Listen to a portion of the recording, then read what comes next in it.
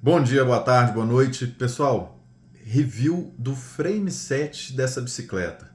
Quadro, garfo e rodas. Por quê?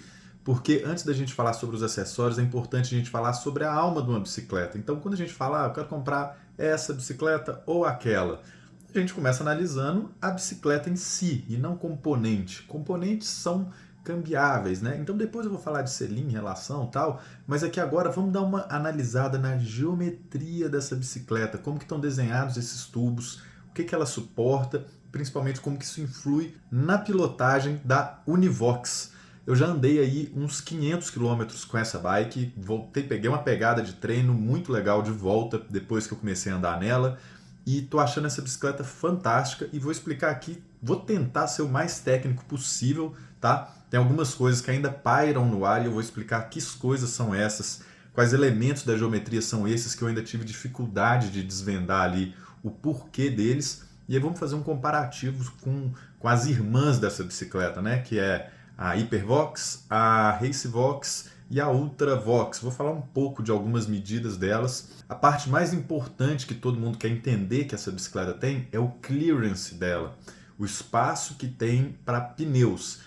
Então, comparando com todos esses outros nomes que eu falei, Ultravox, Racevox, a Univox é a que tem o maior clearance, cabe pneus mais largos, de até 700 por 42.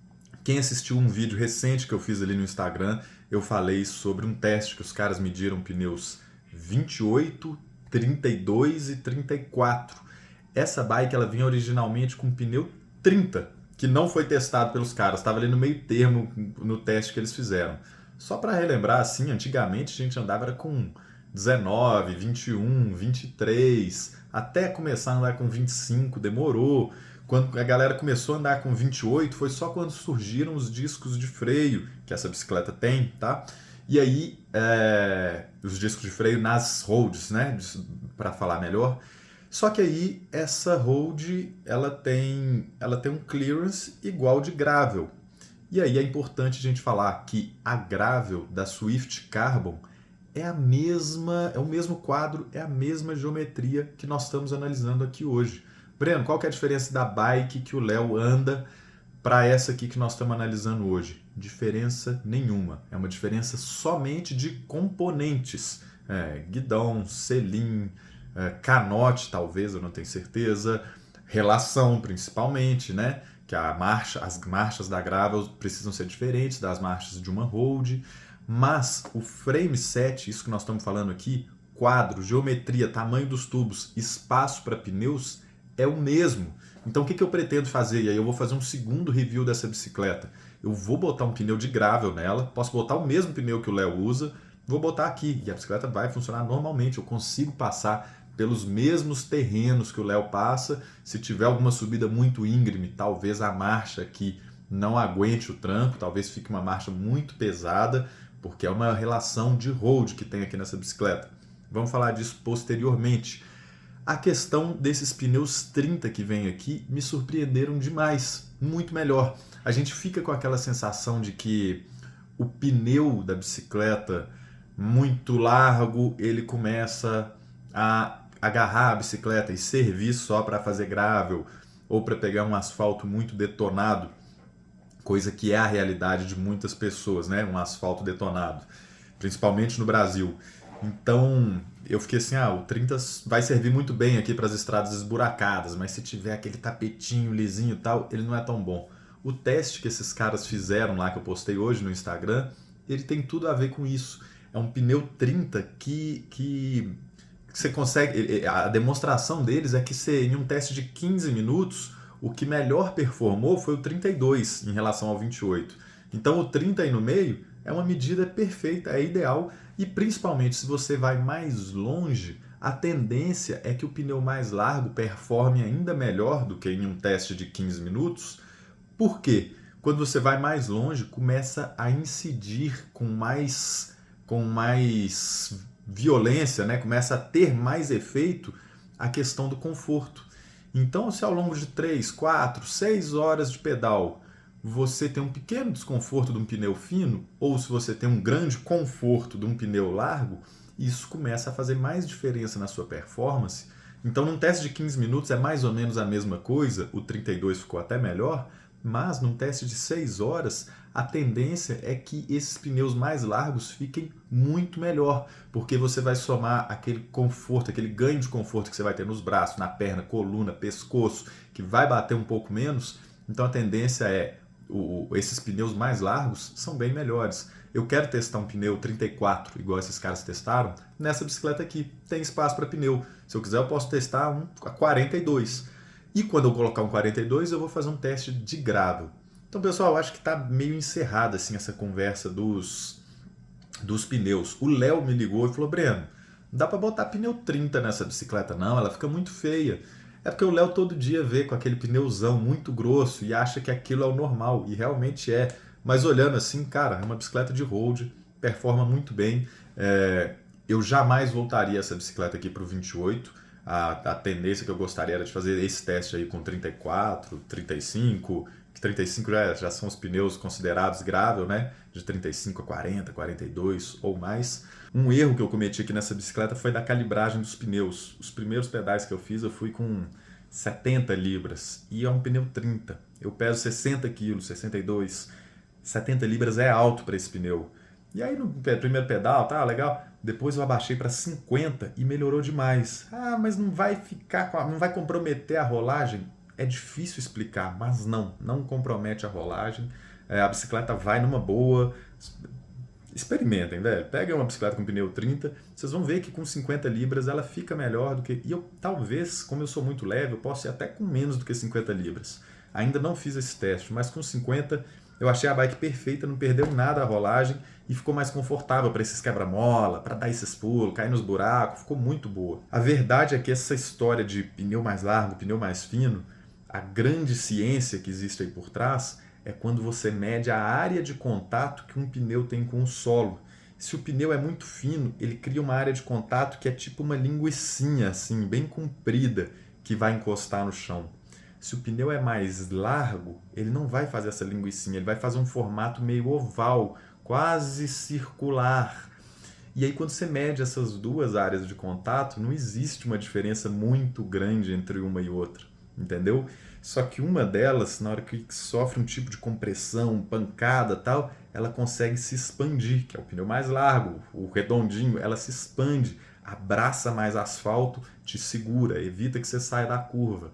Mas quando é o pneu linguicinha, o pneu fino e aquela área de contato mais fininha, não tem muito jeito. Então acaba que a rolagem muda pouco, mas o conforto muda muito. E essa é a grande discussão, assim, é uma parte da explicação mais ou menos técnica para você preferir os pneus mais largos ao invés dos mais finos, que performam melhor, tem mais rolagem. Não é bem assim. Eu tô aqui olhando o site da bicicleta e está escrito que o pneu é até 40C, mas essa informação eles colocaram aí provavelmente por precaução, porque tem fabricante que o pneu é um pouco maior, fala 42, mas é um pouco maior. O Léo já colocou, o pneu que o Léo usa é 42, eu já vi com certeza absoluta pneu 42 nesse mesmo tipo de quadro, nesse mesmo quadro, essa mesma geometria, e cabe sim. Pode ser que exista algum fabricante de pneu que o 42 dele é um pouco mais largo, ou então pode ser que casado com uma outra roda um pouco mais larga, o pneu 42 não vai caber. Então, por precaução, o pessoal da Swift Carbon colocou no site que vai até 40C. Mas vai por mim que a maioria dos pneus com essa roda aqui cabe sim um 42, beleza? Pode ser também que em uma situação de barro vai caber, mas não fica interessante, porque o barro vai passar muito próximo do quadro, então aí realmente a recomendação é você ficar no 40, mas cabe sim e não fica apertadinho não. O Léo mesmo usou 42 por um bom tempo. Essa roda ela é uma DT Swiss. Vamos analisar o nome dela. E1800. Esse E significa letra E, ela significa Endurance. Se você entrar no site da Mavic, você vê algumas que começam com a letra A, de aero, outras começam com a letra P, de performance, outras começam com G de gravel ou GR, não sei.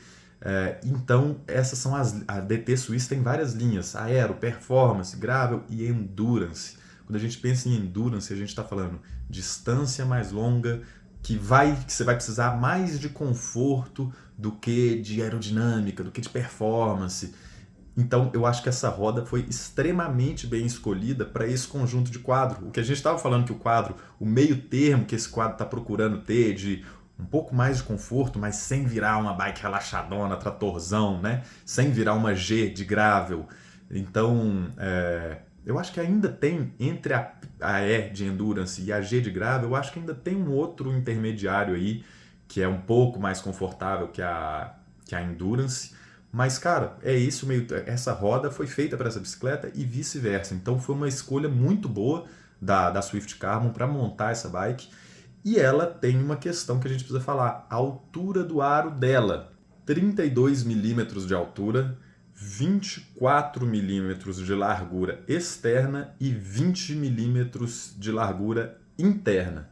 Tubeless ready, ou seja, só chegar, tacar o líquido aí dentro, inclusive na bike. Na caixa da bike já vem os bicos, eu ainda não instalei, mas vem os bicos para você colocar aí dentro. Então você só precisa comprar o líquido e jogar lá dentro.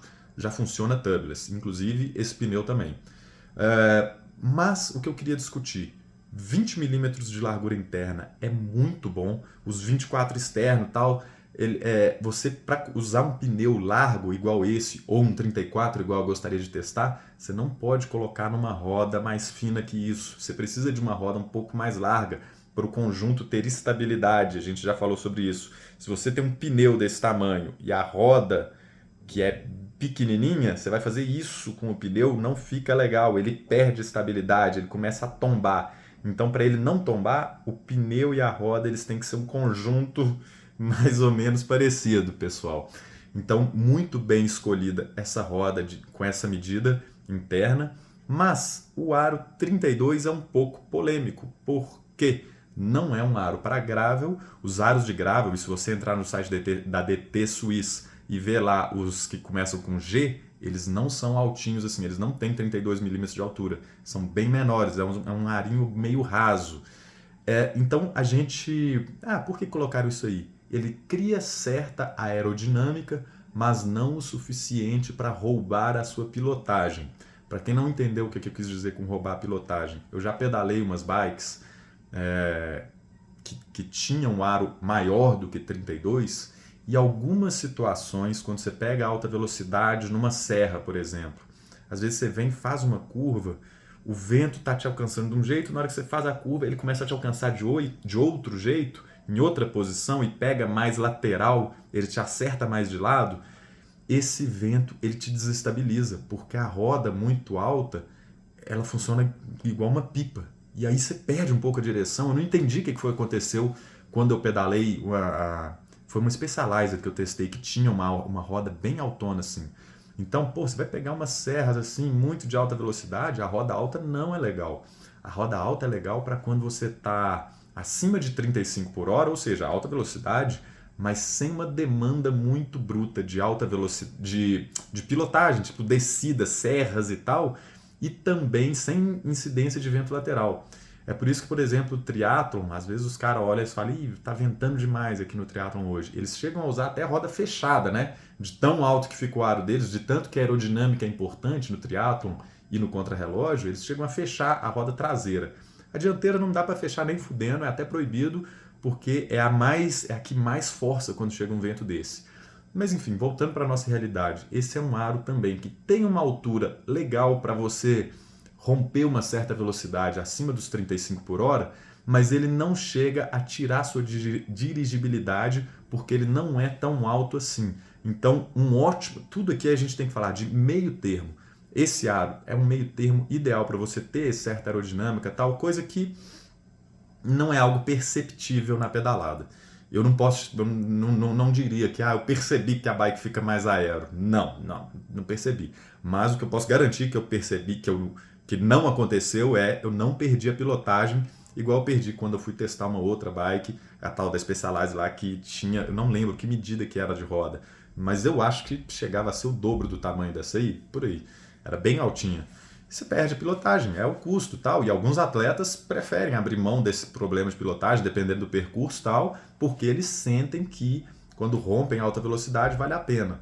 E eu no lugar que eu testei, desci Serra de Itabirito aqui, eu não gostei da roda muito alta. Então aqui eu definitivamente não senti esse problema, e o fato dela ser um pouquinho alta, a gente entende, a gente espera que exista sim certo ganho aerodinâmico da bicicleta quando você passa ali dos 32, 35 por hora. E só para deixar claro, essa roda talvez seja seja a peça mais nobre que veio equipada nessa bicicleta. Ela deve custar uns 7 mil reais se você comprar ela por fora no site da DT, com todos os custos Brasil de importação e tal. Eu acho que ela deve custar uns 6, 7 mil reais. E isso tudo montado numa bicicleta de 21 mil reais, ou 22, 21.990, o famoso 22 mil reais. Para uma bicicleta de carbono, que vem com todo esse estudo aí de que a gente falou, uma roda tão nobre igual essa, com a possibilidade de você transformar ela em uma gravel. Pô, trocou guidão, trocou pneu, tá zero. Se quiser deixar melhor ainda, você bota um cassete maior e uma coroa menor, relação de gravel, já virou, pode ir embora, nem precisa trocar a relação inteira. Então, no futuro a gente faz um teste com os pneus de gravel para ver como que ela performa. Vamos falar aqui então sobre o quadro dela, medidas e como que ela se sai nisso.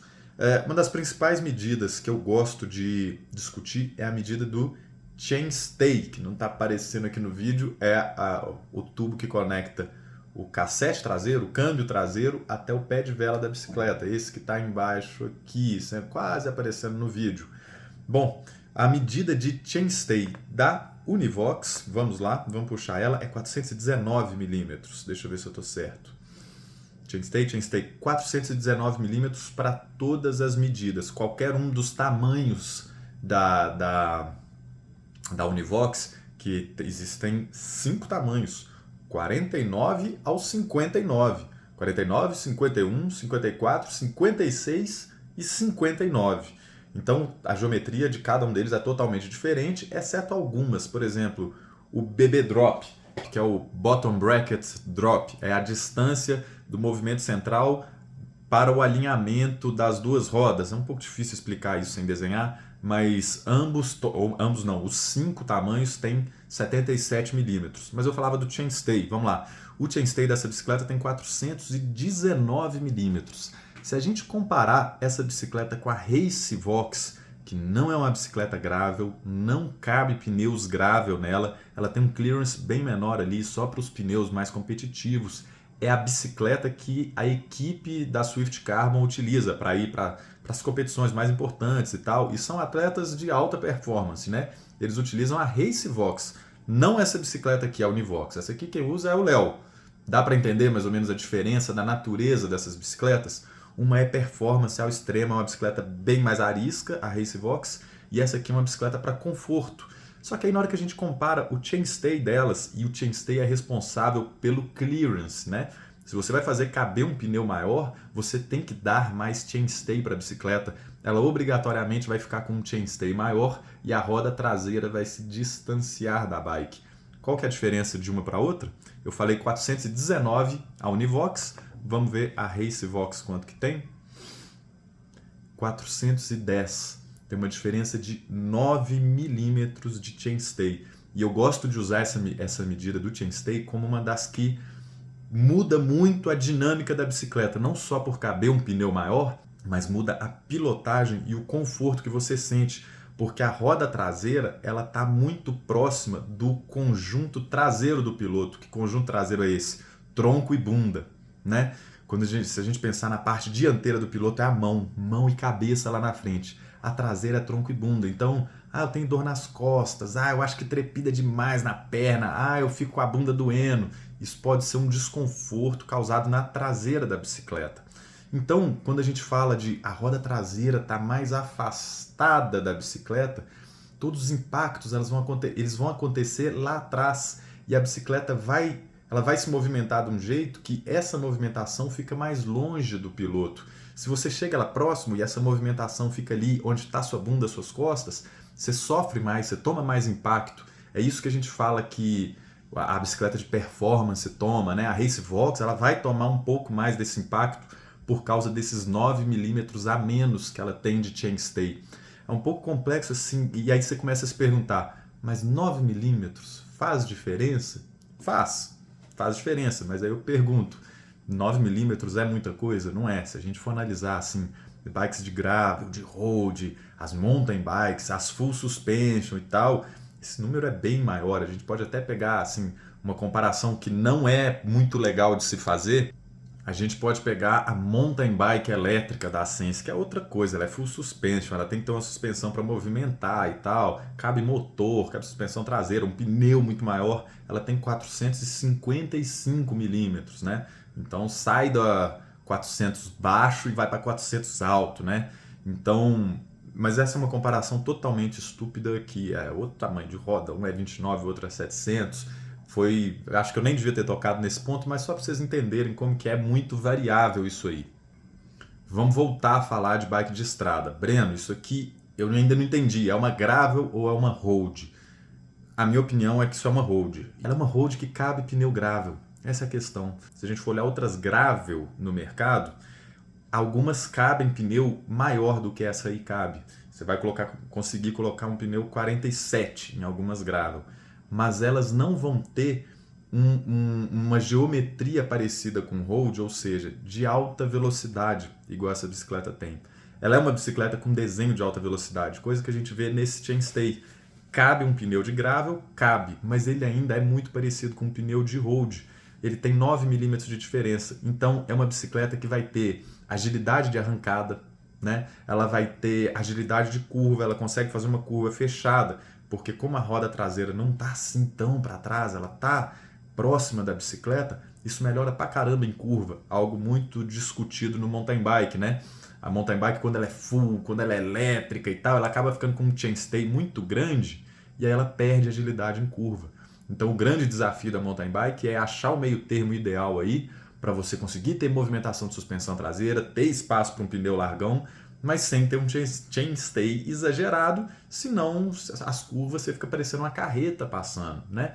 Então, o meio termo dessa bike aqui que a gente está discutindo, eu acho que foi muito bem planejado, porque é uma bicicleta bem road, bem asfalto, que você vai ter bastante velocidade, bastante agilidade em curvas e cabe uma medida de pneu que não é extrema. É importante falar isso.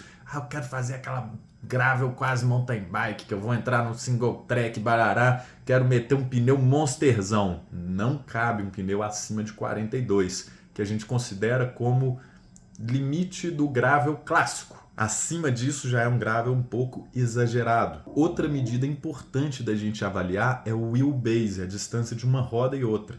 A Univox, ela tem um wheelbase de 993 para o menor tamanho dela. Esse tamanho que eu estou usando é o segundo tamanho, é o 51, ela tem 1000 milímetros. Né? 1 metro de wheelbase, que é uma distância de eixo a eixo da roda, tá? Não é de um extremo de um pneu até o outro extremo de pneu, não. É de eixo a eixo. Ela tem esse quadro que eu estou usando, 1 metro.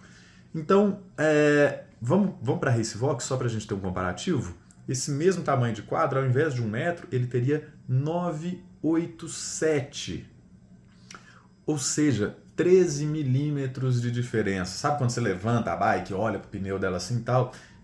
É lógico que como o pneu é maior e tal, aí acaba que ela fica mais do que 13 milímetros mais alta, mas quando você levanta a bicicleta é uma bicicleta maior, e isso na trilha, lembra aquele movimento que eu fiz aqui com a mão? Ao invés da bike ficar fazendo aquele movimento curtinho, ela é um pouco maior, faz um movimento um pouco mais suave, isso tudo influi na pilotagem, mas te convido a pensar, 13 milímetros é muita coisa? Não é. Então a gente começa a ver que é uma bicicleta muito parecida com o road. É uma adaptação do road para o gravel ou do gravel para o road. A minha opinião é que é uma road que se adapta para o gravel. Por isso que o Léo faz aquilo que ele faz, né? Ele pega essa bicicleta aqui com a configuração de gravel, mas ele anda 90% asfalto e ele mete o terror naquilo lá. Ele consegue ter bastante velocidade naqueles asfaltos porque não é uma bicicleta monsterzona, relaxadona, tal. E se ele for para uma competição que tem muita trilha, eu quero dizer, estrada de terra com muito cascalho e tal, ele vai ter um pouquinho mais de dificuldade, porque a bicicleta vai ser um pouquinho menos confortável para ele. Mas é uma bicicleta muito veloz. Ele entra no asfalto, ele faz alta velocidade com essa bike. Mas aí entra um ponto muito legal que é a frente da bicicleta. Até agora a gente discutiu meio que a traseira, o tamanho total. Agora vamos lá para aquela parte que diz respeito aos impactos que você vai sentir no braço e na cabeça e tal. Quando sua cabeça trepida pra caramba, é a roda da frente aqui que está mexendo, né? Aí o que a gente tem que analisar? O stack da bicicleta, que também é uma medida meio complexa assim, de explicar de onde até onde que ela vai, mas vamos dizer, é uma medida total da altura dela. E a segunda medida importante é a caixa de direção dela. Então essa caixa de direção da Univox, deixa eu voltar para a Univox, essa medida da caixa de direção Head Tube Length, ela tem 138 milímetros nesse quadro aqui que eu estou falando, que eu estou usando. Essas medidas variam de um quadro para o outro, ela vai ficando maior à medida que a bike cresce. 138, vamos lá para a Racevox? 130. Ela é 8 milímetros menor. Para uma pecinha tão pequena, é uma diferença muito grande, 8 milímetros a menos. Vamos falar agora do stack, e aí depois a gente chega às conclusões. O stack da Racevox é de 530, da Univox é de 554. Nós estamos falando de 24 milímetros a mais de altura total da bicicleta. Quando você está mais alto, você perde um pouco de aerodinâmica, tá? Você vai perder um pouco de velocidade, mas o controle que você vai ter da bicicleta, o tanto que você vai ficar mais próximo dela, o tanto que você... Cara, só você ganhar esses 24 milímetros que você fica mais alto, você consegue enxergar melhor a pista. Isso é igual você dirigir uma Ferrari e uma Hilux. A Ferrari, meu irmão, os buracos aparecem de repente, porque você está mais próximo do solo, um buraco vem assim, você nem vê ele direito. Na Hilux você tem uma visão total do campo, apesar de que o ponto cego da Hilux é muito grande, mas não se aplica em bicicleta, mas você consegue ter uma visão bem mais ampla, porque é como se você estivesse tendo uma vista aérea daquela rodovia. Então você vê um buraco chegando, você tem mais facilidade para desviar dele, mais tempo de reação. 24 milímetros mais alto numa bicicleta, acredito que isso faça diferença sim na visibilidade que você tem, mas o principal ponto que eu queria falar aqui sobre a bicicleta ser mais alta é que a gente tem uma capacidade melhor de pilotagem. Você consegue, você tem melhor controle ali do guidão, você fica em uma posição menos aerodinâmica. Pô, pensa, aerodinâmica é bike de triatlon, o controle daquela merda ali é horrível, né? E é feito para isso, você não precisa ter tanto controle porque a estrada é um tapetinho. Quando você vai aumentando a sua posição na dianteira da bicicleta e vai ficando mais alto, você perde sim em aerodinâmica, e aí nesse ponto a Univox começa a ficar um pouco mais lenta, mas ali naquela dianteira você controla a pilotagem dela. Então o que faz sentido a gente entender dessa bicicleta é que a traseira é mais ou menos arisca, eles só deixaram ela um pouco mais relaxada para caber esses pneus, mas no fundo ela é basicamente uma traseira de road, e a dianteira sim, eles deram uma caprichada e deixaram ela mais alta para você ter pilotagem, visibilidade e, em outras palavras, a aerodinâmica foi deixada de lado, né? A aerodinâmica, eles falaram, não vai ser uma aerodinâmica de bike de estrada, vai ser uma aerodinâmica de bicicleta gravel. Bom, muito bom. Eu andei demais nessa bicicleta já, uns 500 km, gostei muito de toda essa parte. Outro ponto importante da gente falar sobre o frame set dessa bicicleta é que ela é cheia de furação para gravel, para adventure, para o que você precisar. Ela tem essa furação ali no sit stay, tá? Que é esse tubo de cima ali, e é um sit stay abaixado, legal comentar isso, isso aí é uma tendência bacana que melhora a pilotagem da bicicleta, deixa mais aero, enfim. Tá aí um ponto que eu tenho um pouco de dificuldade de explicar, mas várias marcas aderiram. A galera fica assim, nossa, tá copiando a Cannondale, que tá copiando a Specialized, que tá copiando a Canyon. Todo mundo aderiu, é estudo de engenharia, tá? Os caras veem que performa melhor, faz esse stay abaixado, tá bom, galera? Mas tenho certa dificuldade de explicar exatamente como que ele influi na pilotagem. Voltando à furação que eu estava falando, essa furação é ali atrás, no final do stay, e no início, próximo à gancheira, tem outra furação. Isso serve para fazer, não é para você colocar malinha, não, é para você colocar bagageiro, igual esse que eu fiz para fazer uma cicloviagem de 1 ano de duração. Eu tive que fazer maior gambiarra na minha mountain bike para fazer essa viagem aqui da foto, ó. Tive que fazer maior gambiarra para essa bicicleta ter condição de suportar um bagageiro. Durante muito tempo eu achei que essa gambiarra ia dar errado, que podia romper, eu tive que arrumar um eixo mais longo, botei o peso do eixo e tal, e aí fiz uma gambiarra lá no canote da bike para a outra ponta do bagageiro colar, enfim. Essa Univox, que é uma bike road, vem com essa furação. E vamos combinar, furar a bicicleta não custa nada. Toda bike tinha que vir de fábrica já com as furações que a gente precisa. Então assim, ela tem essa furação aí para o bagageiro, eu vou fazer o teste disso e ver se realmente suporta um bagageiro igual esse. Eu tô com ele lá dentro aqui. Nós vamos colocar umas malas bem pesadas para testar nessa bike. Quando for o teste de gravel. E outras furações que ela tem, vamos lá, ela tem 2 suportes de garrafinha, tá? Eu só coloquei um aqui porque eu não estou fazendo pedal longo por enquanto, mas está ali a outra furação do segundo suporte de garrafinha. Ela tem uma furação aqui, ó, no top tube. Dá para colocar uma garrafinha? Dá, mas eu acho que vai raspar no joelho e tal. Ali é para você colocar um tipo de mala no top tube que vai na caixa de direção. É uma malinha bem pequena que você coloca alguns pertences para ela não ficar caindo de um lado para o outro. Você parafusa o fundo dessa malinha bem pequena, mas dá para colocar um suporte de garrafinha? Dá. A distância entre os 2 furos é a mesma. Se você achar, vou longe, quero colocar outra coisa, quero inventar uma moda, vai fundo que é sua. Ela tem também 2 furações no garfo dianteiro, que o garfo, quadra, é tudo carbono, tá, gente? Ela tem 2 furações ali.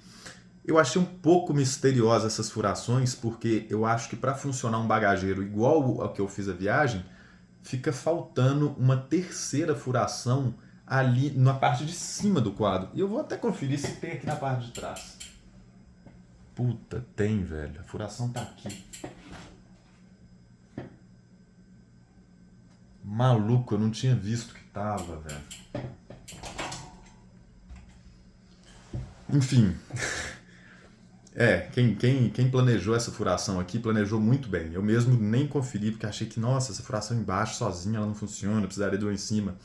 Tá ali. Então, quando eu fiz essa viagem, eu fui com uma suspensão. Eu tive que comprar, bicho, só tem um cara no mercado que vende isso para suspensão de mountain bike.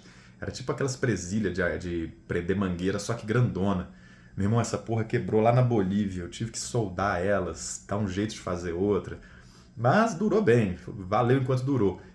Essa mesma adaptação não funcionaria num garfo de road que não tem um formato totalmente circular, né? Então, aqui a única solução teria que ser furar o garfo mesmo, e ele vem furado. Então, vou testar também o bagageiro aqui. Essa bike tem todas as furações necessárias. Bom, por último, ou seja, se quiser fazer uma cicloviagem de 1 ano, igual eu fiz, colocando esse tanto de bagagem na bicicleta, tudo indica que funciona muito bem, tá? Eles estão posicionados ali próximo ao eixo, tá? É muito importante que essa furação seja baixinha, igual ela tá aqui no garfo, porque o centro de gravidade de todo aquele peso não pode ficar alto, ele tem que ser lá embaixo, próximo de onde o garfo é mais resistente, que é o eixo da bicicleta. Então, tudo indica que vai funcionar muito bem. Nós vamos fazer o teste no futuro, mas esse teste deve demorar aí alguns meses ainda para eu colocar esse tanto de bagageiro aí, porque até hoje eu tô com trauma desses bagageiros. E por último, importante falar, ela tem o selo de aprovação da UCI. Vai o quê? Limpar. Limpar o quê? A parte de baixo da sua estante. Qual estante? Onde vai Esse selo é uma coisa meio polêmica, alguns falam bem, outros falam mal, mas em tese ele quer dizer que se você chegar em uma prova UCI, World Tour, e for competir com essa bicicleta, ela está aprovada. Todas as medidas dela estão dentro dos conformes, estão dentro dos padrões e exigências que a UCI cobra dos profissionais e equipes World Tour para eles competirem. Então, basicamente isso, tá? Legal também falar sobre o esquema para você apertar o canote no quadro ali. Ele não é aquela blocagem tradicional com parafuso aparecendo. É um parafuso bem ali na parte interna, tá aqui, ó. O parafuso está nessa direção do quadro da bicicleta ele é bem discreto, não tem uma blocagem apertando por fora, então ali na parte de cima a bicicleta fica toda mais limpa, então aerodinâmica falando, melhor, menos complicado, uma coisa a menos ali para você raspar e tal, raspar a perna, agarrar uma bermuda, óbvio que você não vai pedalar de bermudão nessa bicicleta, fica mais limpo, é um negócio mais flat na bicicleta. E a tendência das bikes hoje em dia é toda essa, é a bike ser menos complicada. Então, cabeamento todo interno. Você não vê um cabo na bicicleta. Tudo passando por dentro. Ela já sai do STI, entra dentro do guidão, tá? Ela não tá entre o guidão e a fita. Ela passa por dentro do guidão.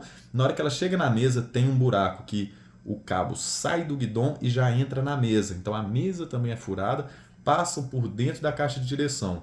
Os cabos que são de trás vão internos ao cabo e o cabo que é aqui da frente passa por dentro do garfo e só sai do garfo quando ele chega ali na pinça de freio. Isso melhora drasticamente a aerodinâmica da bicicleta, não é pouco. Porque os cabos que antigamente ficavam todos ali na frente da mesa, STI e tal, eles são o primeiro contato do vento alcançando a bicicleta. Então não é igual ali, blocagem de canote, muda a aerodinâmica? Muda, pouca coisa. Mas aqui os cabos na frente, aquela bagunça, aquele emaranhado de cabo, aquilo ali realmente puxa bem a bicicleta. É lógico que é tudo ganho marginal e tal, mas os cabos na frente, além de ser feio, juntar sujeira e tal, eles realmente ficam flambando com o vento. Então, hoje em dia, todas as bicicletas estão utilizando, estão escondendo os cabos, isso faz todo sentido. E essa aqui tem um cabeamento interno integral. Desde o STI, ele só aparece lá na hora que ele chega no câmbio e nas pinças de freio. E aí a gente pega o acabamento do quadro, você olha ele assim, todas as junções do carbono e tal, ele tem um desenho muito legal, muito aerodinâmico, então as pontas dos tubos se encontram de um jeito ali que dá uma sensação muito aérea, isso provavelmente foi estudado em túnel de vento e tal, ficou bem legal o molde do carbono e tal, e os tubos têm certa robustez. Onde os tubos se encontram, não é tubinho com tubinho e é aquela coisa fina. Isso é a tendência assim, que todas as marcas estão usando também. A bicicleta ser robusta deixa ela mais rígida. Então olha o movimento central dessa bicicleta. Meu irmão, parece de mountain bike, velho. É muito rígido, é muito robusto, essa é a palavra, né? E isso é legal demais da gente discutir, porque antigamente, para economizar, sei lá, 15, 20 folhas de carbono e perder o peso dessas folhas, fazia as bicicletas muito esbeltas. E não se entendia que isso deixava a bicicleta sem rigidez. Então, à medida que você foi deixando a bicicleta um pouco, mixaria mais pesada, e os tubos mais robustos, igual a gente vê aí, a bicicleta ganhou demais em rigidez. Então, salta um meio fio, pau, dá aquela pancada no asfalto ali depois, saiu de um acidente, caiu num buraco, alguma coisa assim, a bicicleta tem rigidez pra caramba. Então isso é uma coisa que a gente não pode abrir mão nos dias de hoje. Qual que é a diferença de uma bike de 15 anos atrás para essa? É só que cabe pneu mais largo? Não é. As bicicletas como um todo ficaram muito robustas, com muito na mão, a gente tem uma pegada muito boa nela. Isso aí, além de tudo isso que eu falei, pneu mais largo, o pneu não tem estabilidade, o pneu tem mais estabilidade com a roda, barará, a bicicleta tem um equilíbrio muito bom de meio termo.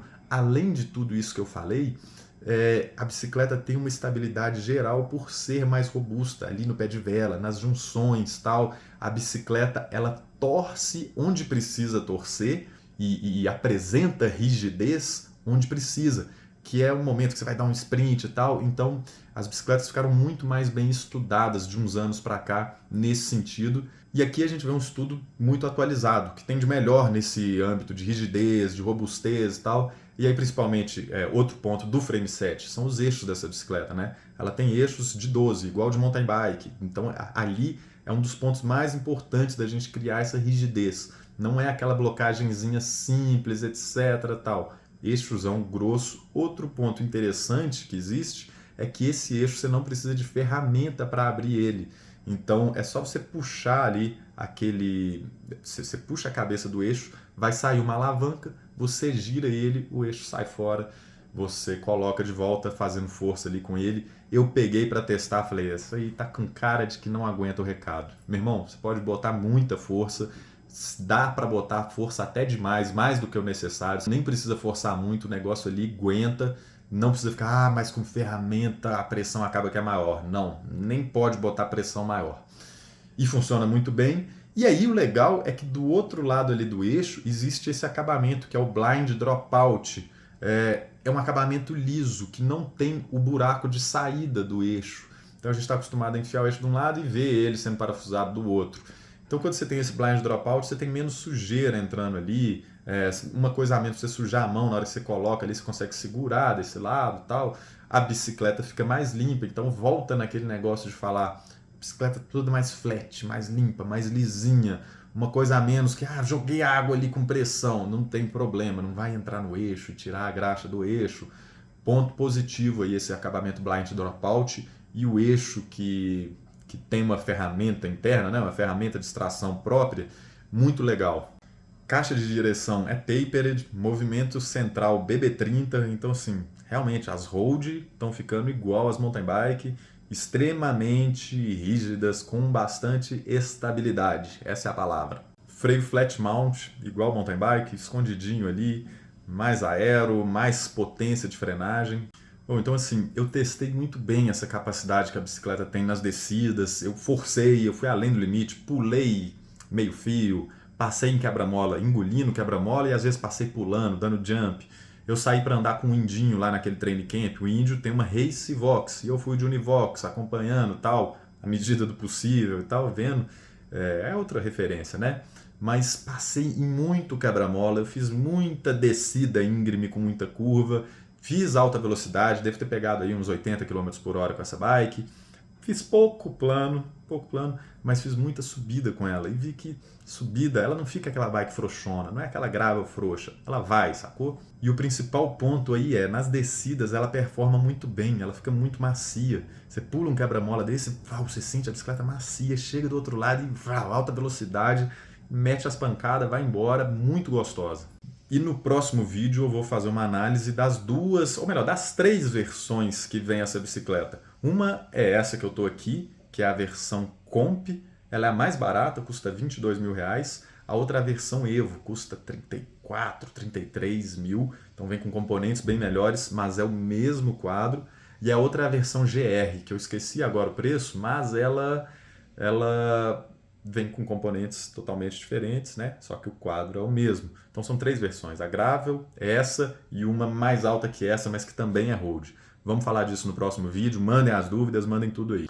Nesse sentido aí do que diz respeito aos componentes dela, e eu não vou falar hoje porque o vídeo já ficou muito longo, eu percebi sim alguns equívocos dela, algumas peças que eu trocaria e provavelmente vou trocar. E eu vou falar no próximo vídeo, né? É normal existirem esses equívocos aí, até porque eles são muito pessoais, cada um gosta de uma coisa. Mas no próximo vídeo eu vou fazer um review de todos os acessórios, as peças que equipam essa bicicleta, vou explicar como que ela funciona melhor, como que performou. Beleza? Valeu demais, grande abraço e já deixem perguntas aqui, seja sobre o vídeo de hoje ou sobre o próximo, que aí eu respondo no próximo vídeo. Valeu!